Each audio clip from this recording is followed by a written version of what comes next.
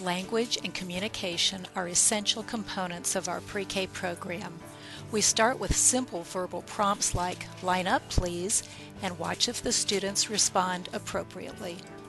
Students will show that they understand verbal requests by following 2- and 3-step directions, such as "put your binder away" and "hang up your backpack." We will try to follow a familiar routine daily so students can anticipate, respond, and make sense of what is happening. Students can play together at centers and encourage each other to participate, making a similar picture, like a person out of magnets. Playing at home center allows small groups of students to talk with each other, work out chores, and ask specific questions about their environment. Our pre-K students will communicate basic needs like "tie my shoe please" verbally instead of pointing. While hunting that elusive gingerbread man, the students question different staff members for information and listen to directions to help them on their quest. When students study their alphabet names and sounds, they need to correctly identify an object that starts with that sound and pronounce it correctly as well. Learning English can be confusing. In our pre-K program, we try to use visuals when confronted with the word mouse and mouse.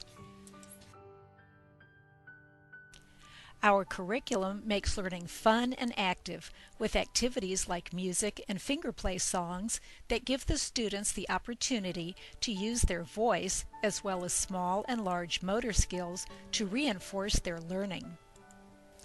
Students can observe changes in their environment, such as new fall pictures out the windows in Home Center. Recognizing these changes and using newly introduced vocabulary can help the students look for these same changes and talk about them outside of the classroom. Children show they understand words such as "draw a paint box."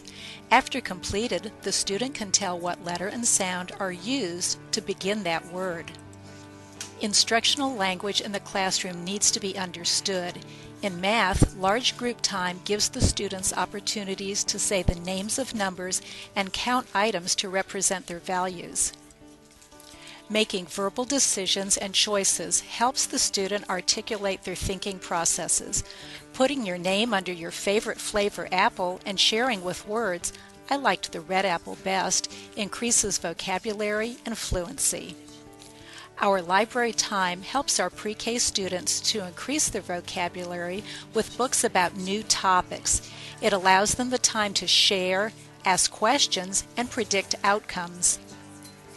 Learning about seasonal habits of animals helps the students categorize and learn the differences of these new vocabulary words. It also helps them add multi-syllable words like adaption to their word bank. At the Writing Center, students can practice their vocabulary words with each other and write and draw the objects to reinforce learning. Incorporating artwork gives the students the chance to express themselves visually and verbally by dictating sentences to the teacher. The teacher can help the student use correct grammar when relating their story. Students learn to use more sentences for describing what they've observed.